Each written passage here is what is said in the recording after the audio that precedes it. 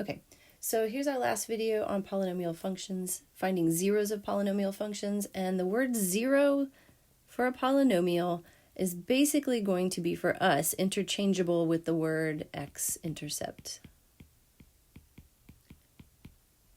Okay, so x-intercepts, remember that to find the x-intercepts of a function, we would just set y equal to 0 and solve for x. And that's essentially what we're going to do to find the zeros of a polynomial function. Okay, so our official definition of a zero is the solutions you get when you solve f of x equal to 0. And again, f of x is another name for y, so it's pretty much the process that we go through to find x-intercepts. Okay, so almost the same as x-intercept. The only difference between x-intercepts and zeros for us is going to be a notation thing. So remember when we found x-intercepts, I would always have you all write them as an ordered pair, 2, 0, because it's a point. The 0 is just the number. Okay, so we're just looking for the number when we say zeros. All right, but in general, we know that they're interchangeable, the two words, x-intercept and 0. Okay, so let's actually find the zeros for a couple of functions. And with polynomials, this is going to be difficult to do. Remember, polynomials sometimes are x to the 4th, x to the 5th, x to the 6th. And when we try to set those equal to 0 and solve, it can be kind of messy.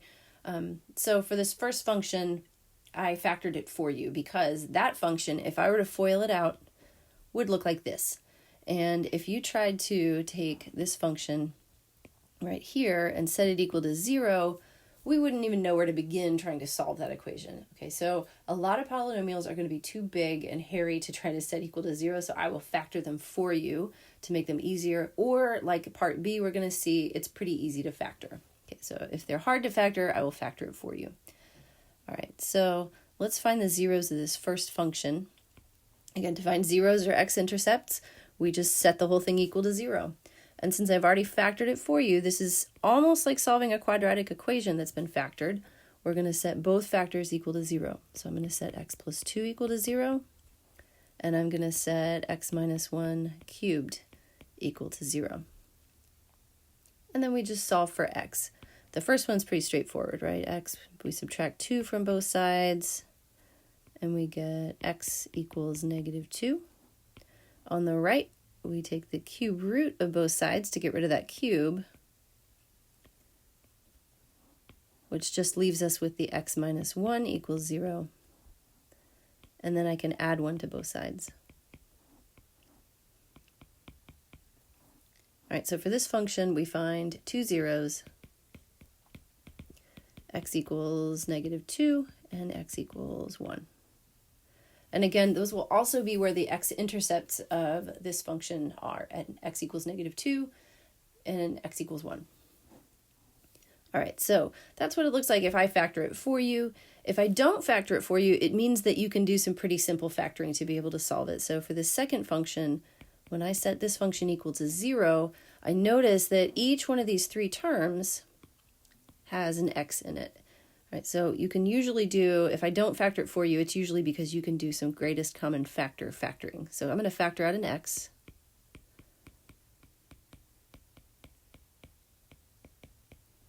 And that will leave you with a quadratic that you can then factor. Okay, so this x is going to kind of hang out, goes along for the ride. But then you want to also factor the x squared part. All right, so factor that however you factor, by grouping or using a box method. And you're going to get x plus 7, x plus 7. All right, and since those two factors end up being the same one, I'm going to go ahead and write that as x plus 7 squared. Okay, and now that basically looks like where we were to start with the last problem with the two factors set equal to 0. Okay, so I'm going to take my two factors and set them equal to 0. X, we set equal to 0. Don't forget that that's a factor. And x plus 7 squared is equal to 0. So for x equals 0 on the left, there's really nothing to solve for. On the right, I'm going to take the square root of both sides, kind of like I took the cube root of both sides in the last example, which leaves us with x plus 7. The square and the square root cancel. And then I would normally put a plus or minus on the right, but it's 0. Plus or minus 0, those are both 0, so I may as well just leave it as 0. And then I can subtract 7 from both sides. And I get x equals -7. Okay, so again, I got 2 zeros. You won't always get 2. These two just happen to have 2 zeros. 0 and -7. All right. Something I want us to notice before we leave this example. So on the first example, I got x equals 2 and x equals -1. If I go back and look to the factored version at the beginning of the problem, x equals -2 came from this factor, and x equals 1 came from this factor. Okay, so because of the way we solve linear equations, it kind of looks like the 2 changed sign going from the factor to the 0, and the 1 changed sign going from the factor to the 0. And the same thing happens if I look down here at the bottom of the page.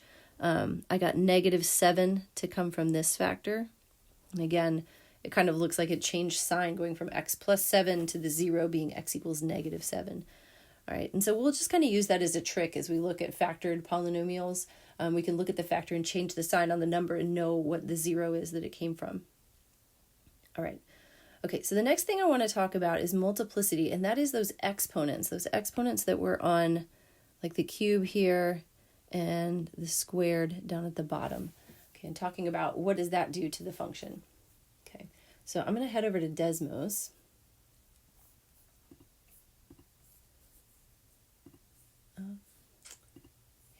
And I'm going to graph just a little polynomial.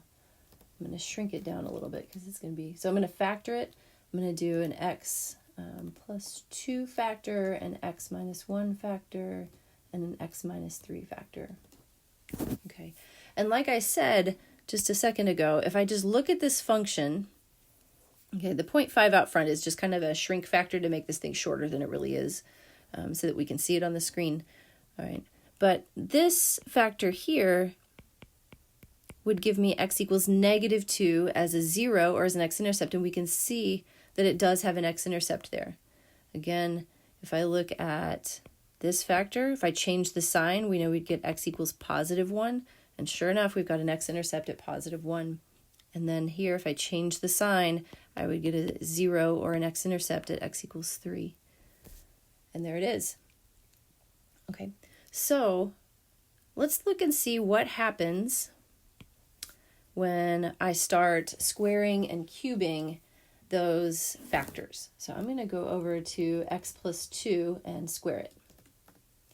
Okay, that changed the end behavior, right? It was starting low and ending high. Now it's starting high and ending high.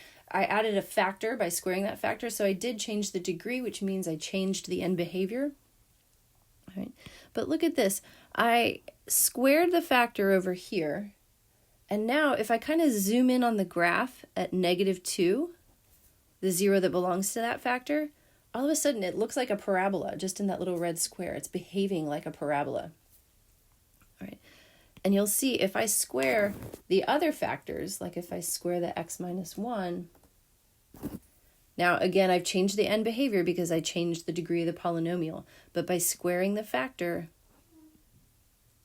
that belongs to -2 and the factor that belongs to 1, I made those particular x-intercepts behave like parabolas, and I can do it for x minus 3, I think.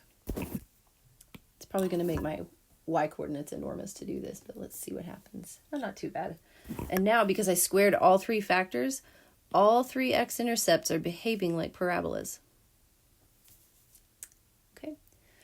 All right, and the same thing is going to happen, a similar thing, if I go back and cube them. I'm going to make this one stay there at 1.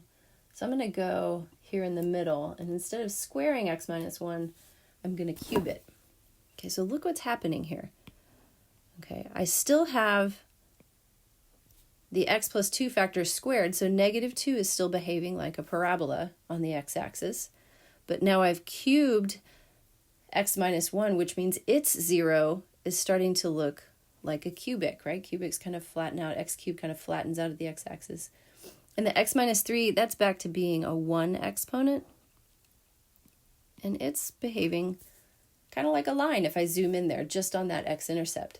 Okay, so by putting exponents on these factors, we're changing the behavior of the factor at that x-intercept. All right, so we use the word multiplicity when we're talking about these exponents on factors. So we would say that x equals negative 2 has a multiplicity of 2. And the way I've got it written now, x equals 1 has a multiplicity of 3 because I cubed the factor. And x equals 3, that factor only has a 1 exponent, so we would say it has a multiplicity of 1. All right, and we know that that changes the behavior of the function at that point. Okay, so let me get back over to our PowerPoint slide. Okay, so we'll just define multiplicity officially here. It says, if a polynomial contains a factor x minus a to the p, so this is like when I had x minus 1, see that one I had cubed, right?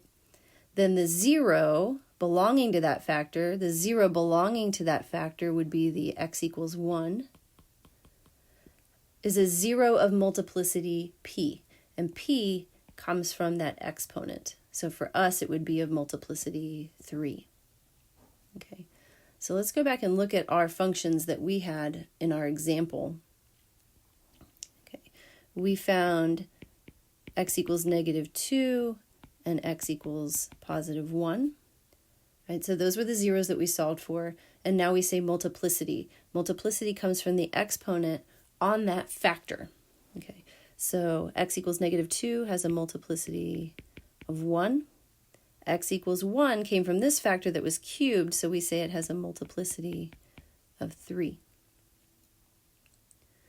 All right, and then for f of x, the one that we factored, again, we're going to look at the factored version to figure out zeros. We found x equals 0 and x equals negative 7. And then we tell multiplicities from exponents. So x equals negative 7 came from a squared factor, so we would say multiplicity 2. 0 came from this x, which is really x to the 1, so we would say this is multiplicity 1. All right, and notice that these multiplicities have absolutely nothing to do with the multiplied out version. So we're not looking at that. Multiplicities, you always want to look at the factored version.